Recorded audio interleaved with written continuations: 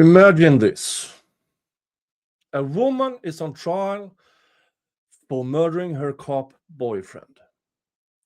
The lead investigator is a guy who texts his buddies calling her a whack job C-word, who jokes about her ending herself, who searches her phone for nudes and updates the group chat. No nudes so far. That's Trooper Michael Proctor in the Karen Reed case. And if you still believe Karen Reed is guilty after everything that has come out, congratulations. You aligned yourselves with that guy. His misogyny, his racism, his breathtaking incompetence. Let's be clear. This isn't about whether you liked Karen Reed.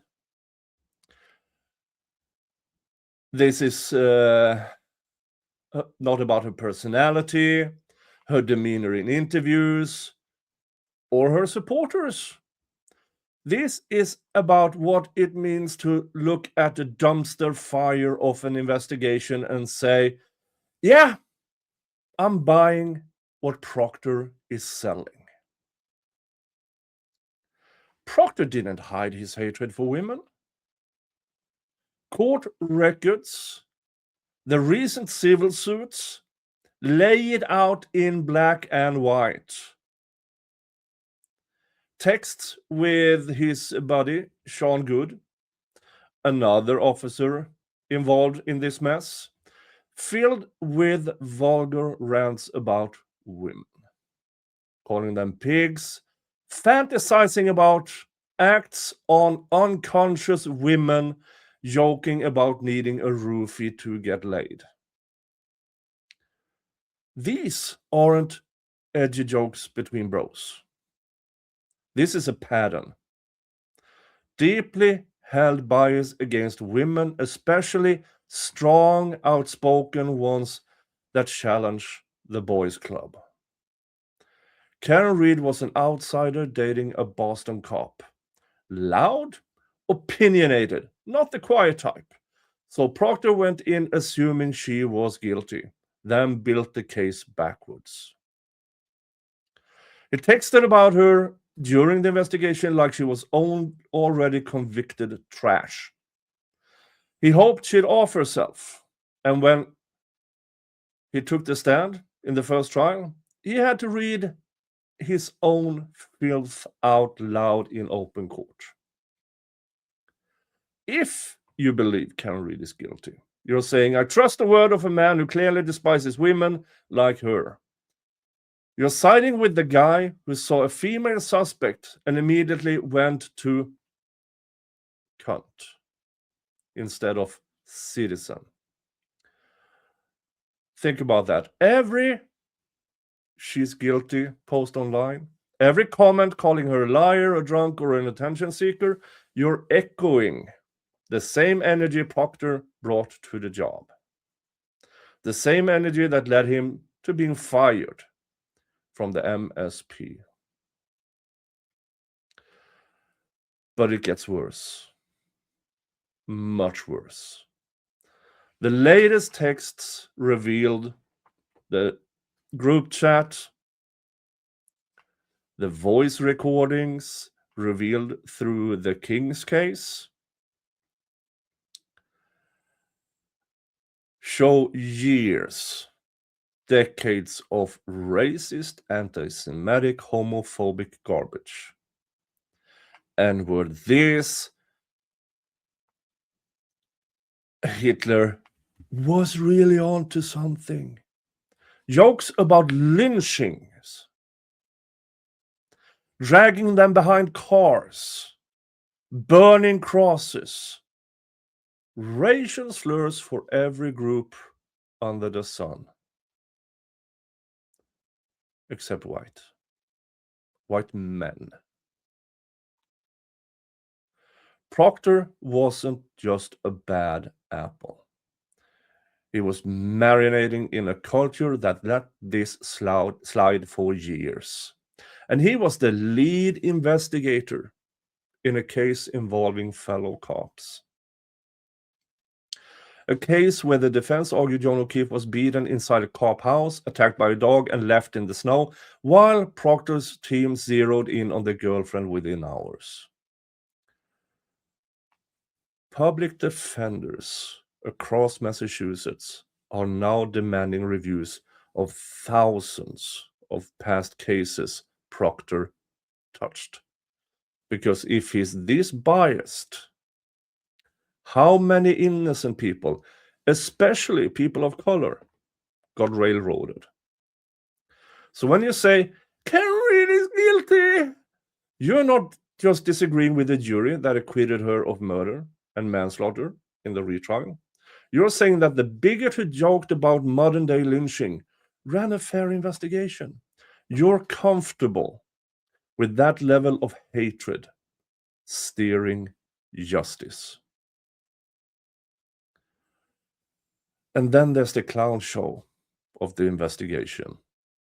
Broken taillight pieces found days later in the snow, weeks later, after the scene was cleared and the plow went through.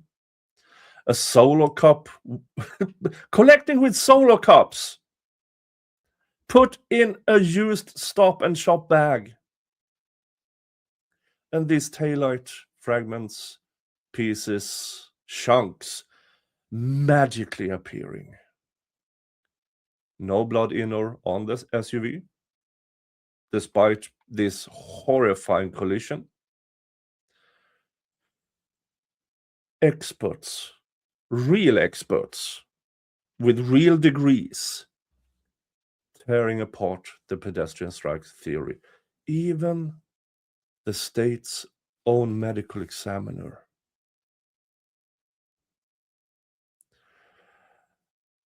Investigators who partied with the Albert family.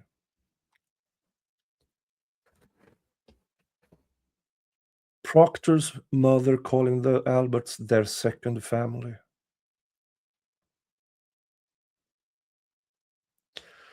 Proctor's team missed, contaminated, or invented evidence at every turn.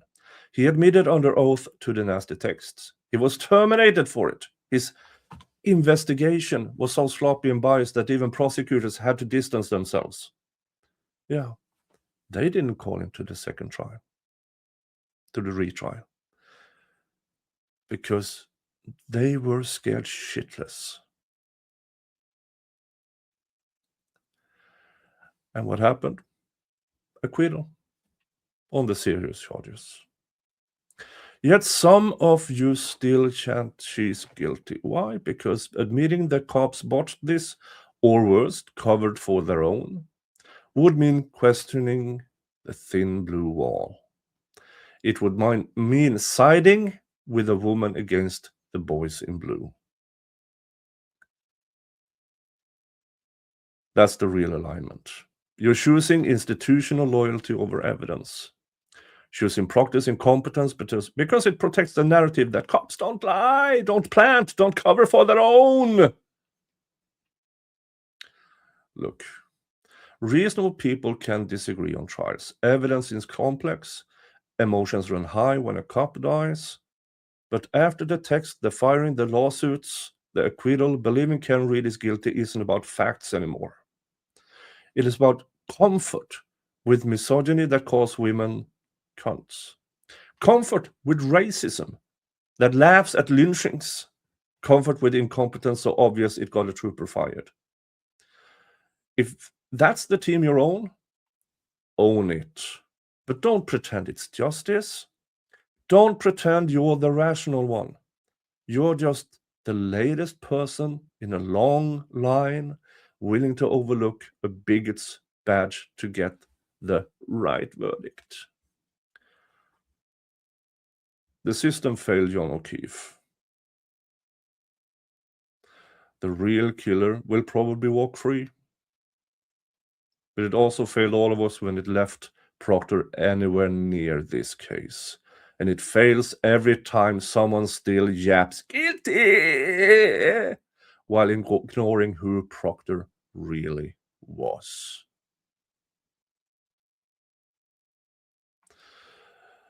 And that's when you agree with him, with Proctor, with his investigation or lack thereof. You're aligning yourselves with him. The racist, bigot, misogynist, asshole. Because you are him.